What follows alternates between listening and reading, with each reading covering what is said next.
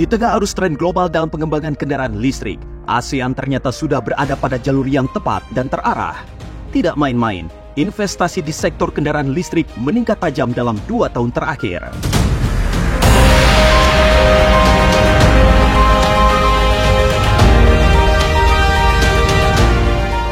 ASEAN perlu lebih mendorong investasi bernilai tambah, khususnya pada sektor hilirisasi sumber daya alam, sebagai kunci transformasi ekonomi kawasan.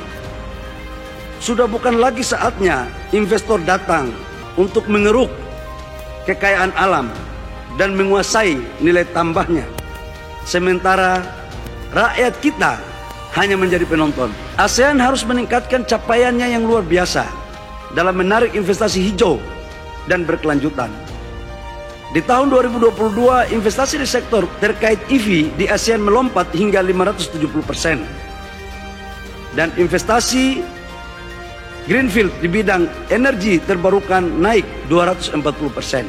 Hal ini menegaskan bahwa ASEAN sudah sejalan dengan agenda pembangunan global.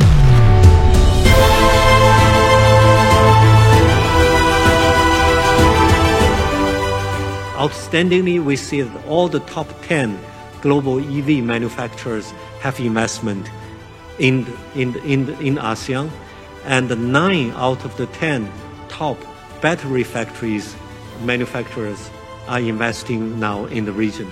So this is really outstanding, and we see this will continue thanks to the efforts of attracting investment in these areas by the ASEAN governments.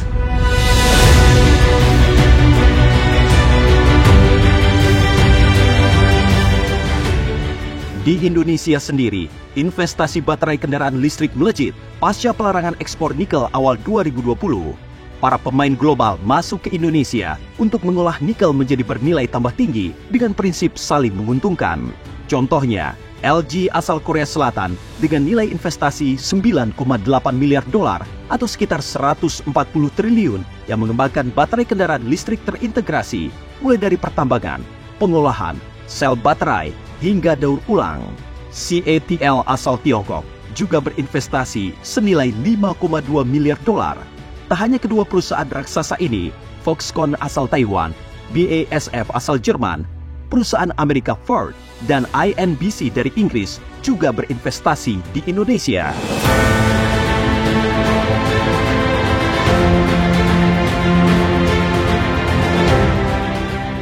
I think ASEAN, as you've seen from the numbers, have done very well of FDI inflows in 2022, especially in the sectors of manufacturing, energy transition, digital economy, and finance.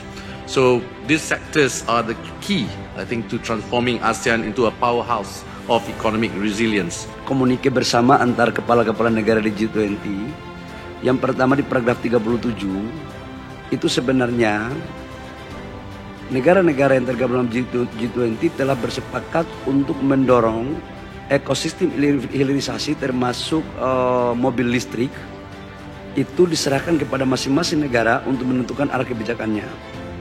Yang kedua, di sana juga ada tertulis ada keputusan Bali Compendium, di mana Bali Compendium itu adalah memberikan kewenangan kepada setiap negara untuk merumuskan langkah-langkah strategis apa dalam rangka mendorong investasinya dengan memperhatikan keunggulan komparatif masing-masing negara. Dalam perspektif itu saya berpendapat, kalau diizinkan, bahwa harusnya kita di ASEAN harus mampu memanfaatkan momentum ini secara maksimal karena kita mempunyai sumber daya alam yang cukup.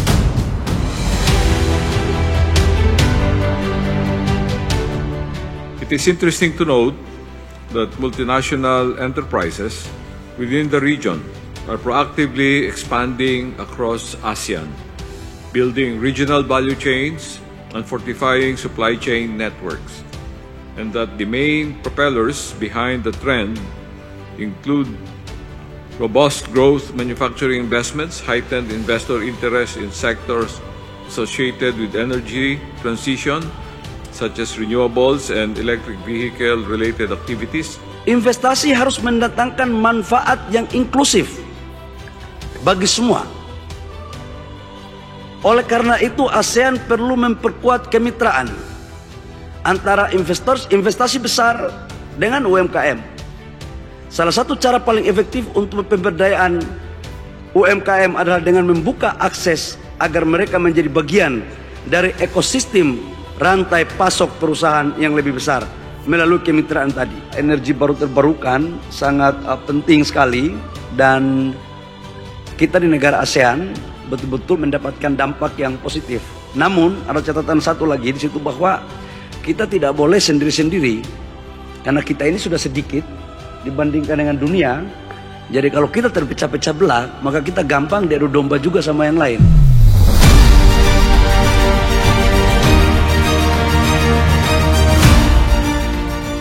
I totally agree with the chairman that to attracting the FDI and also to develop the potential sector like EV sector, we cannot do individually. We have to cooperate, and that's why we are here. We need the solidarity.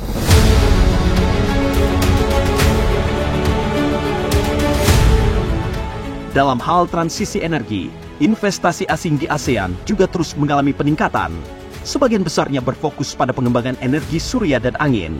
Namun ASEAN masih harus berlari lebih kencang lagi, karena saat ini terdapat kesenjangan kebutuhan yang masih sangat besar, yaitu investasi sebesar 180 miliar dolar yang harus tersedia setiap tahunnya.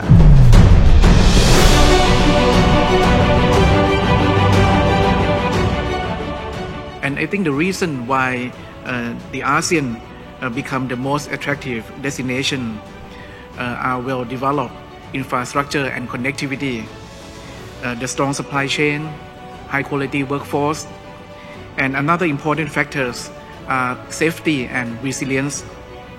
So I think we should maintain and continuously improve this strength to make ASEAN the best location, not only for relocation of existing industry, but also for the investment in future industry.